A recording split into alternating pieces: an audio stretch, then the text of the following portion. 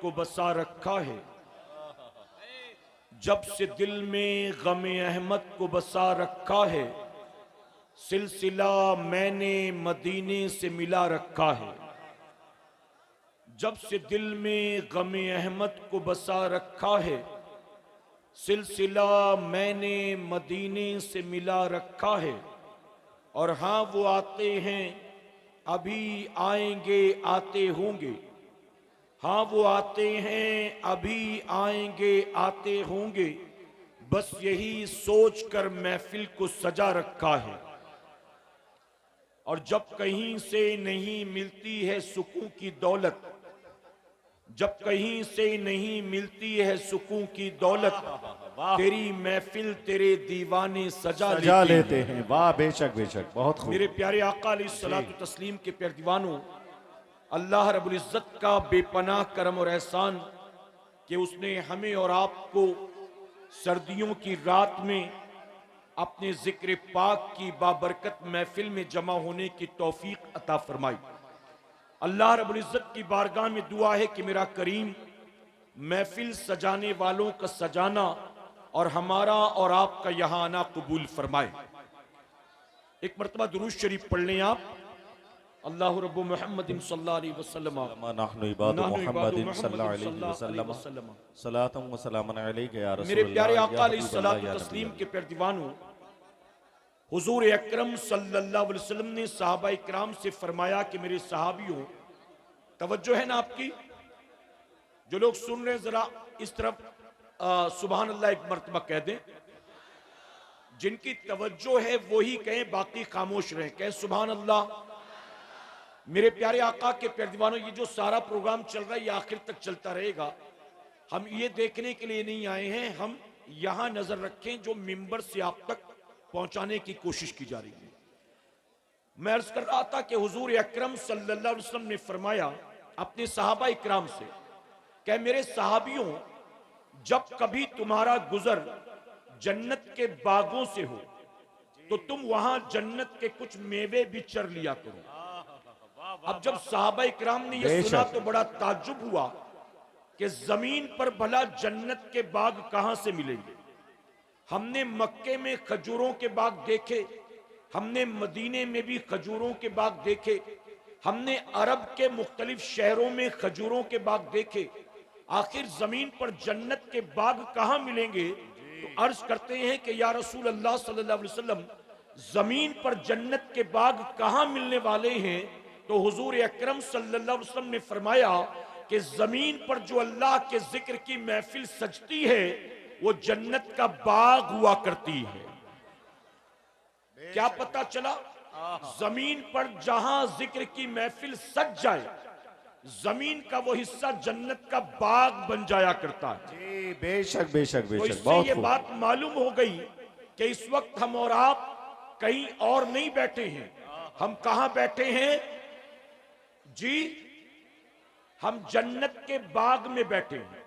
मेरे प्यारे आका के प्यारे दीवानों, इसे जन्नत का बाग हमने नहीं कहा, बल्कि जिसके सदक़े में रब ने जन्नत को पैदा फरमाया है, उस नबी ने जिक्र की महफिल को कहा यह जन्नत का बाग है। और यह जन्नत का बाग हमारे और आपके जमा होने से नहीं बना, बल्कि अल्लाह के जिक्र की बरकत से यह मैदान जन्नत का बाग बन गया।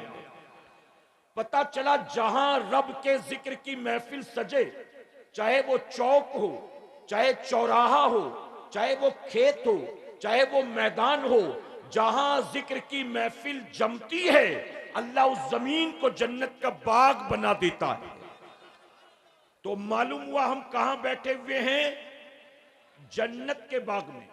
मेरे प्यारे आका के प्यारे दीवानों, बहुत से लोग हर चीज में लॉजिक ढूंढते हैं, और खास तौर पर पढ़ा लिखा नौजवानों का तबका, वो कहता है ये जन्नत का बाग है तो इसका लॉजिक क्या है? अगर जन्नत का बाग है तो जन्नत जैसा कुछ नजर क्यों नहीं आता? न दाएं जन्नत जैसा कुछ है, न बाएं जन्नत जैसा कुछ है, न आगे जन्नत जैसा कुछ, न ऊपर नीचे जन्नत जैसा कुछ। आखिर जन्नत का बाग है तो जन्नत जैसा नजर कुछ क्यों नहीं आता? तो मेरे प्यारे आका के प्यारे दीवानों, याद रखें, नबी ने फरमाया ये जन्नत का बाग है। अल्लाह तबारक तआला कादिर मुतलक है।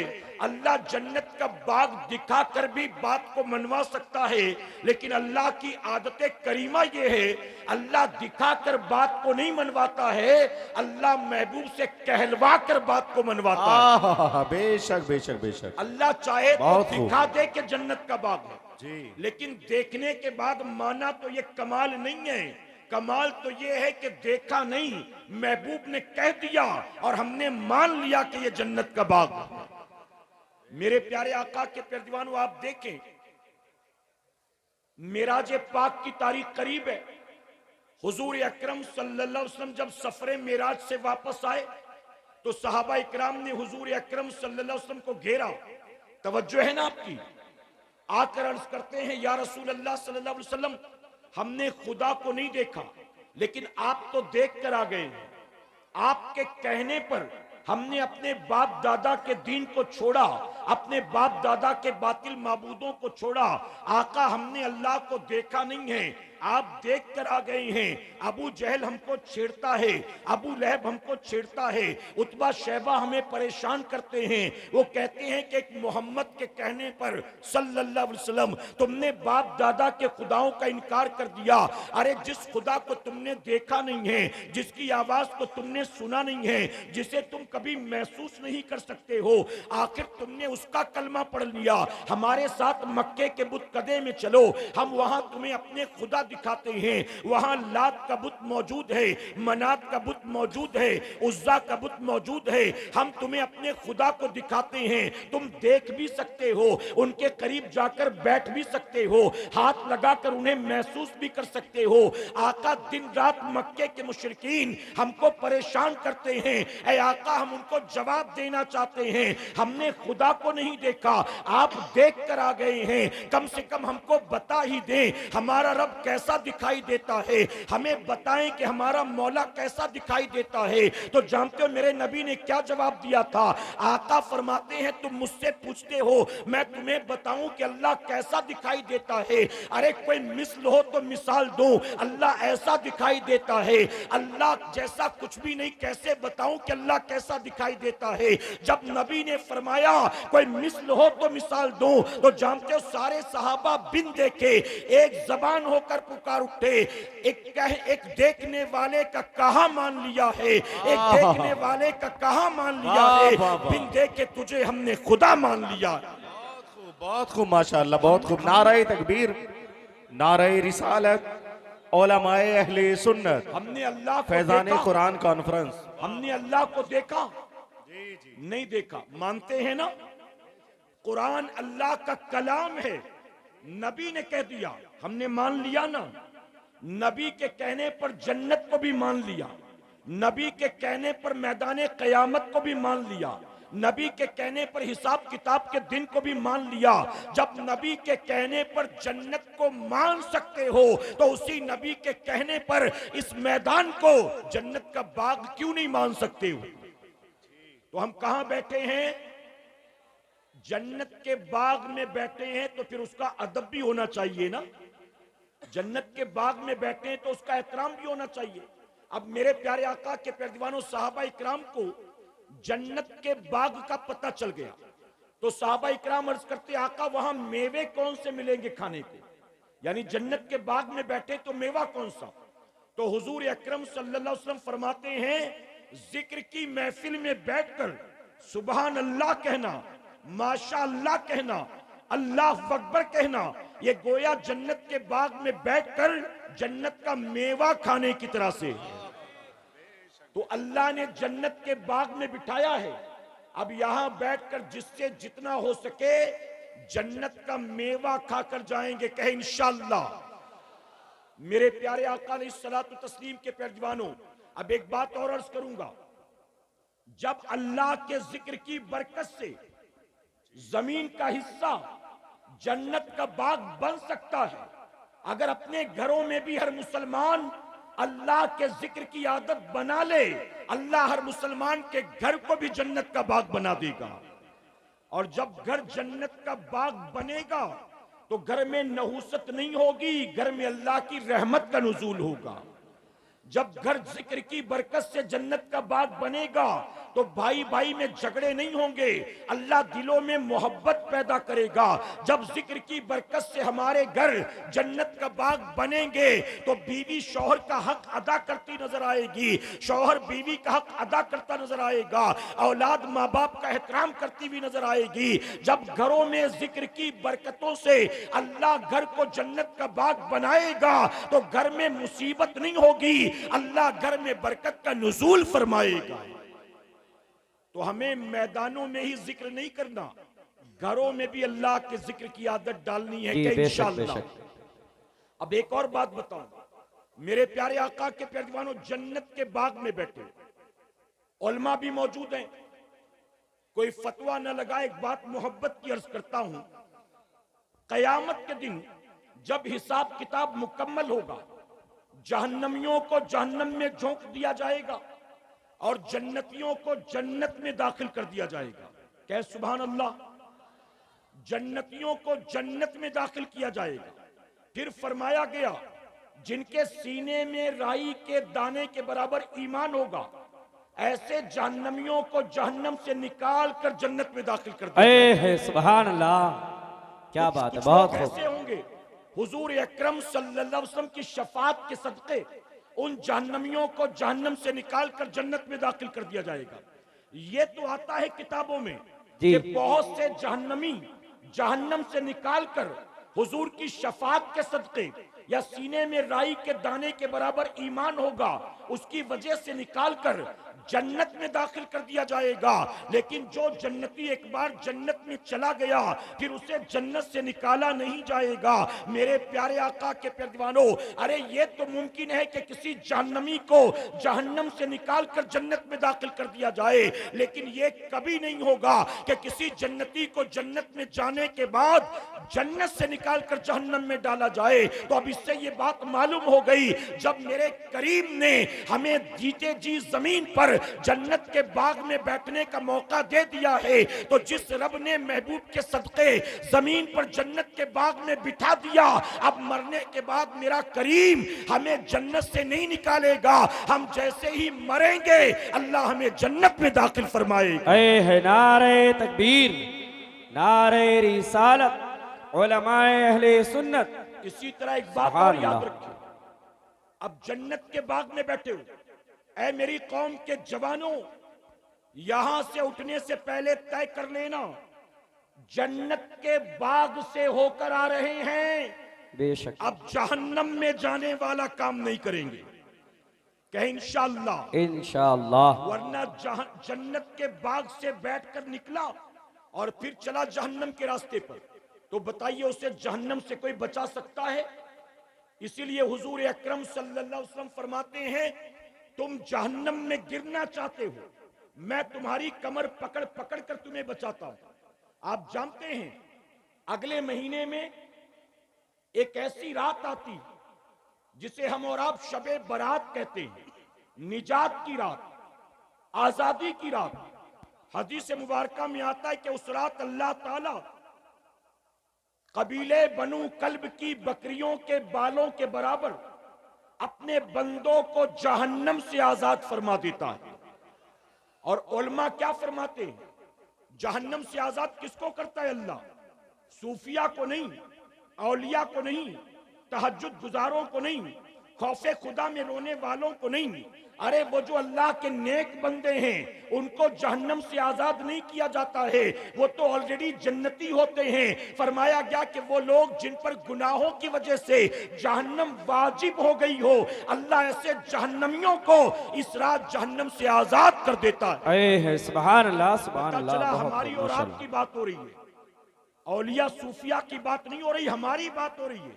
अब बताइए, शबे बारात में अल्लाह ने हम जैसे गुनाहगार को माफ कर दिया, लेकिन दूसरे दिन उठने के बाद फिर हम वही गुनाहों के काम कर रहे हैं, फिर वही जहन्नम के काम कर रहे हैं। अल्लाह ताला ने हमारे जहन्नम से निजात का सामान किया, लेकिन सुबह उठने के बाद फिर हमने जहन्नम ही का काम किया। तो बताइए फिर जहन्नम से हमें कोई बचा सकता है? और हमारा हाल यही है कि नहीं है? मेरे प्यारे आका के प्यारे दीवानों, मैं उलमा की मौजूदगी में आपसे सवाल पूछता हूं। पिछले 2-2.5 साल का अरसा जो हमारी आंखों के सामने से गुजरा, जिसे पेंडेमिक कहते हैं, जिसे कोरोना काल कहते हैं, आप बताइए इन 2-2.5 सालों में हमने और आपने, हमारे छोटे छोटे बच्चों ने वो सारी चीजें अपनी आंखों से देखी जो हमसे पहले बूढ़े बुजुर्गों ने सोचा भी नहीं था। बताइए गलत तो नहीं कह रहा हूं? कभी आपने सोचा था हमारे शहर की मस्जिद में ताला होगा, लोग नमाज़े जुमा अदा करने नहीं जा सकेंगे, गवर्नमेंट की तरफ से पाबंदी होगी? आपने कभी सोचा था कि मार्केट, फ्लाइट, बसें, ट्रेन, अस्पताल, ये सब के सब लॉकडाउन की वजह से बंद होंगे? आपने कभी सोचा था?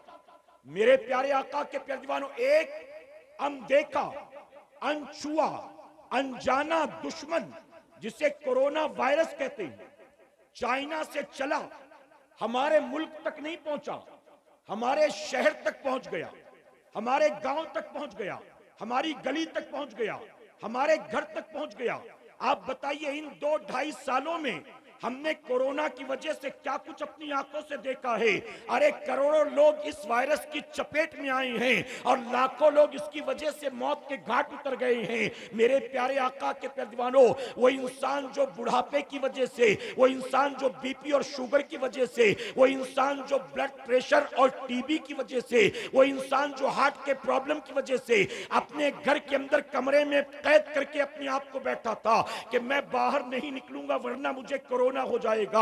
आप बताइए ऐसे लोग जिन्होंने अपने आप को कोरोना के डर से कमरों में कैद कर लिया था, कमरे में बैठे बैठे उनको कोरोना हो गया कि नहीं हो गया? जी बताइए है कि नहीं? यहां जितने लोग बैठे हैं, मैं आपसे सवाल पूछता हूं, हम में से हर किसी का कोई ना कोई दुनिया से रुखसत हुआ होगा। आपके खानदान के अफराद, आपके अपने फैमिली मेंबर, हो सकता है कि आपका दोस्त, आपका पड़ोसी, आपका रिश्तेदार।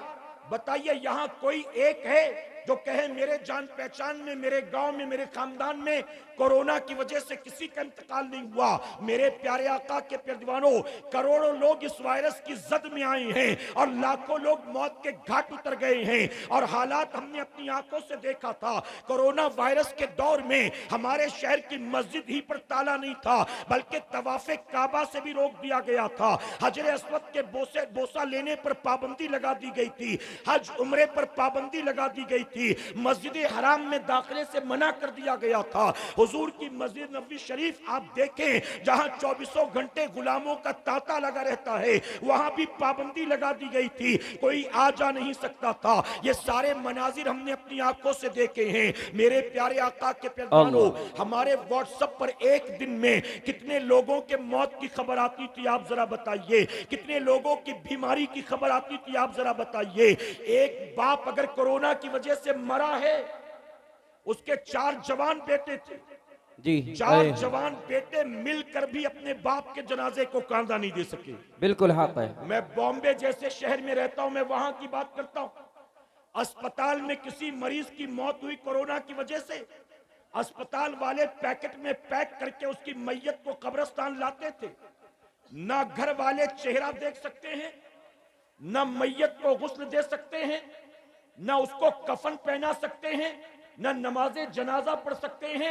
मैयत को पैकेट में पैक करके अस्पताल से लाया जाता था और कब्र में उतारा नहीं जाता था, कब्र में उठाकर फेंक दिया जाता था।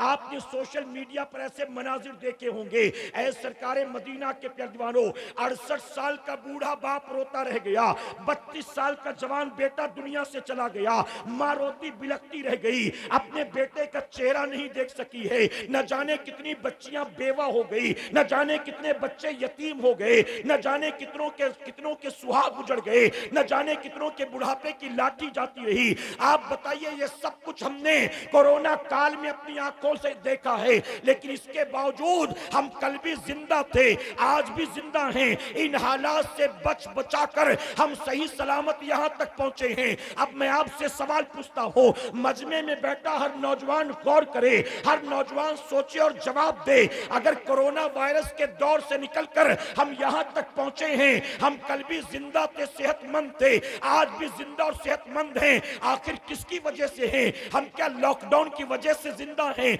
हम क्या मास्क की वजह से जिंदा हैं? हम क्या सोशल डिस्टेंसिंग की वजह से जिंदा हैं? हम क्या वैक्सीन की वजह से जिंदा हैं? हम क्या डोलो गोली की वजह से जिंदा हैं? हम क्या WHO की वजह से जिंदा हैं? हम क्या गवर्नमेंट की पॉलिसीज की वजह से जिंदा हैं? हम आखिर कल भी जिंदा थे और आज भी जिंदा हैं। तो आखिर ये जिंदगी हमें दी किसने है? ऐ मुसलमानों, मानना पड़ेगा जिंदगी और मौत पर मेरे रब के सिवा दूसरा कोई कुदरत नहीं रखता। अगर हम कल भी जिंदा थे और कोरोना काल से बच बचा कर सही सलामत यहाँ पहुंचे हैं तो किसी और की वजह से नहीं है, बल्कि अल्लाह ने हमारी हिफाजत की है, अल्लाह ने हमको जिंदगी दी है। अब बताइए, जिस रब ने 2-2.5 साल के अरसे में इस बीमारी से हमारी और आपकी हिफाजत की, इस वायरस से जिसने हमारी हिफाजत की, आज भी क्या वक्त नहीं आया है अपने उस रब की बारगाह में रुजू कर लें, अपने उस रब से सुलह कर लें, अपने रब की बारगाह में तौबा कर लें। मेरे प्यारे आका के प्यारवानों, जब तक लॉकडाउन की वजह से मस्जिद पर ताला था, नौजवान कहता था हजरत पता नहीं मस्जिद कब खुलेगी। अब तो बसें भी शुरू हो गई, मस्जिद कब खुलेगी। अब तो बाजार भी खुल गए, मस्जिद कब खुलेगी। अब तो थिएटर भी खुल गए, मस्जिद कब खुलेगी। अब तो होटल भी खुल गए, मस्जिद कब खुलेगी। अब तो फ्लाइटें भी जाने आने लगी, मस्जिद कब खुलेगी। जब तक लॉकडाउन की वजह से मस्जिद बंद थी, मुसलमान नौजवान परेशान था, मस्जिद कब खुलेगी, मस्जिद कब खुलेगी। हमने सोचा शायद मुमकिन है कि तौबा कर ली हो सकता है कि दिल में नमाज की मोहब्बत पैदा हो सकता है मौत को करीब से देखने के बाद सुधर गया हो। लेकिन मेरे प्यारे आका के प्यारवानों, हमने देखा मस्जिद तो खुल गई, लेकिन वो जवान फजर में नजर नहीं आया, जोहर में नजर नहीं आया, असर में नजर नहीं आया। अरे जब तक मस्जिद पर पहरा था लॉकडाउन की वजह से, परेशान था मस्जिद कब खुलेगी। लेकिन जब मस्जिदें खुल गई तो सिवाय जुमा की 2 रकात के लिए हफ्ते में कभी वो मस्जिद का रुख तक नहीं करता, कभी पलट कर अल्लाह के घर की तरफ नहीं आता। मैं आपसे कहना चाहता हूं, ये सारी चीजें हमने अपनी आंखों से देखी हैं। अगर आज भी तौबा नहीं करेंगे, आज भी होश के नाखून नहीं लेंगे, तो याद रखना आज बच गए हो, कल भी बचे रहोगे, इसकी कोई गारंटी नहीं है। इसलिए मुसलमानों, आज किस महफिल पाक से आप तमाम से कहना चाहूंगा, आप कानों के चस्के के लिए तो नहीं आए हो, आप तफरी के लिए तो नहीं आए हो, आप मजमा देखने के लिए तो नहीं आए हो। अगर कुछ वाकई दीन की बातें सीखने के लिए आए हो तो मैं आप तमाम से एक गुजारिश करूंगा, अदब के साथ इस महफिल से पलट कर अपने घर जाने से पहले अल्लाह की बारगाह में तौबा कर लेना और ये तय करके जाना, ऐ अल्लाह गया था तो दामन गुनाहों से दागदार था, लेकिन जब पलटा हूं तो मौला मैं तौबा करके पलटा हूं। अल्लाह जब मैं गया था मैं बेनमाजी था, मैं फजर में सोए पड़े रहता था, लेकिन मौला जब पलट कर आया हूं, दीनदारों का चेहरा देख कर आया हूं, दीनदारों की महफिल से होकर आया हूं, जन्नत के बाग से निकल कर आया हूं। अल्लाह वादा करता हूं, अब दुनिया यहाँ की वाह हो जाए, एक वक्त की नमाज जानबूझकर कज़ा नहीं करूंगा। बताओ वादा करते हो इंशाअल्लाह?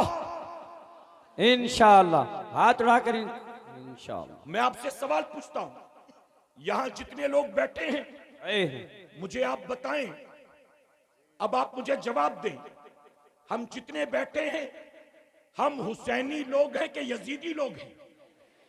जी हुसैनी है ना? एक बार फिर सोच लो, हम हुसैनी है कि यजीदी? अब बताओ, फज्र में नमाजें कज़ा करना किसका काम है? हुसैन का।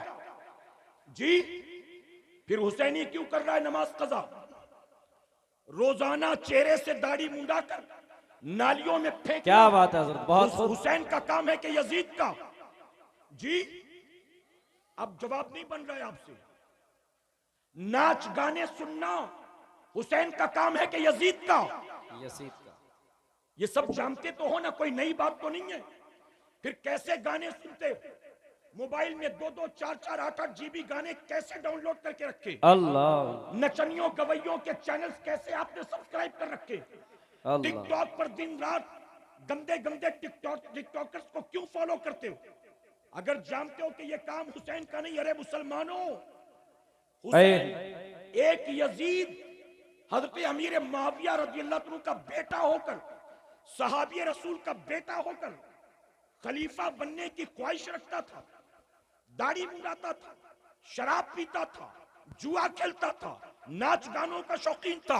एक था, इमाम हुसैन ने उसे बर्दाश्त ना किया, उसके मुकाबले में करबला के मैदान में आ गए और 6 माह के लगते जिगर को भी कटा कर बता दिया, हुसैन सब कुछ लुटाना तो गवारा कर सकता है, नबी की शरीयत के खिलाफ कोई अमल करे, हुसैन उसे देखना गवारा नहीं कर सकता। है सुभान, नारे तकबीर, नारे रिसालत, उलमाए अहले सुन्नत, फैजान कुरान व अज़मत अहले बैत कॉन्फ्रेंस। तुमने बड़ा सस्ता सुभान सौदा समझा है, तुमने समझा हुसैनी होना बड़ा सस्ता सौदा है।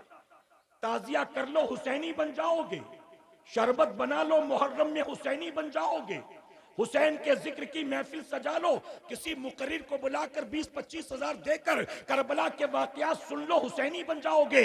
हमने समझा खाने खिलाने से हुसैनी बनते हैं, 200-400 चंदे देने से हुसैनी बनते हैं, सिर्फ मजमों को जमा करके नारे लगाने से हुसैनी बनते हैं। अरे हुसैनी ऐसे नहीं बनता कोई, हुसैनी कौन होता है? आओ तुम्हें करबला के मैदान में ले चलकर दिखाता हूँ। ऐ सरकारे मदीना के प्यारजवानों, 10 मुहर्रम की रात आती है, इमाम अली काम अपने खेमे में जाते हैं। 7 तारीख से पानी बंद था, 7 तारीख गुजरती है, 8 तारीख गुजरती है, 9 का दिन गुजर जाता है, मगरिब के बाद 10 मुहर्रम की रात आती है। इमाम हुसैन अपने साथियों के खेमे में जाते हैं। वो 72 साथी जो इमाम के साथ करबला के मैदान में आए थे, इमाम पाक उनके खेमे में जाते हैं और जाकर कहते, मेरे साथियों, यजीद का झगड़ा मेरे साथ है, यजीद की दुश्मनी मेरे साथ है, यजीद का तुमसे कोई मामला नहीं है, अब मैं तुम सबको इजाजत देता हूं। 3 दिन से तुमने मेरी खातिर भूख और प्यास बर्दाश्त की, तुम मेरे साथ मदीने से चले, तुम मेरे साथ मक्के से चले, तुम मेरे साथ करबला में पहुंचे, तुमने मेरी खातिर बड़ी कुर्बानी दी है। अब मैं चाहता हूं कि तुम सब वापस चले जाओ। अगर तुम चले जाओगे तो तुम्हारी जान बच जाएगी। उसकी वजह कि मैं जानता हूं कल जब सुबह का सूरज निकलेगा, यजीदी तीर तलवार चलाएंगे, यजीदी मेरे मुकाबले में आएंगे। अगर तुम मेरे साथ रहोगे तो तुम्हें भी अपनी जानों से हाथ धोना पड़ेगा। इसलिए मैं कहता हूं तुम सारे चले जाओ। आपके तमाम साथी खामोश खड़े थे। इमाम हुसैन कहते हैं, तुमने मेरी खातिर जो कुछ किया, कल कयामत के दिन नाना की बारगाह में गवाही दूंगा। तुम मेरी खातिर भूखे प्यासे हो, कल कयामत के दिन नाना से आबे कौसर पिलवाऊंगा, नाना की शफात तुम्हारे हक में दिलवाऊंगा। लेकिन अभी चाहता हूं चले जाओ। अगर तुम चले जाओगे तुम्हारी जिंदगियां महफूज रहेंगी, अगर चले जाओगे तुम्हारे बीवी बच्चे महफूज रहेंगे, अगर चले जाओगे तुम्हारी बीवी बेवा होने से बच जाएगी, तुम्हारे माँ बाप की गोद उजड़ने से बच जाएगी, तुम्हारे बच्चे यतीम होने से बच जाएंगे। इमाम ने कहा, मैं तुम सबसे राजी हूं, लेकिन चाहता हूं चले जाओ ताकि तुम्हारी जान बच जाए। यजीद का मुकाबला मैं कर लूंगा। आपके साथ ही सन्नाटा छाया हुआ था। आखिरकार इमाम हुसैन ने कहा, खेमे में एक छोटा सा चिराग जल रहा था। इमाम ने कहा, मैं जानता हूं इस चिराग की रोशनी की वजह से मेरा चेहरा तुम्हारी निगाहों के सामने है और इसलिए मुरव्वत और मोहब्बत की वजह से तुम मेरा साथ नहीं छोड़ पाते हो। इमाम ने कहा, मैं इस चिराग की रोशनी को धीमा कर देता हूं, अंधेरे का फायदा उठाकर चले जाओ। इमाम हुसैन ने खेमे में जलते हुए चिराग की रोशनी को धीमा किया। कुछ देर तक खेमे के अंदर सन्नाटा छाया था, अंधेरा भी था, खेमे में सन्नाटा भी छाया था। कुछ देर के बाद मेरे इमाम ने फिर से चिराग की लौ को ऊंचा किया।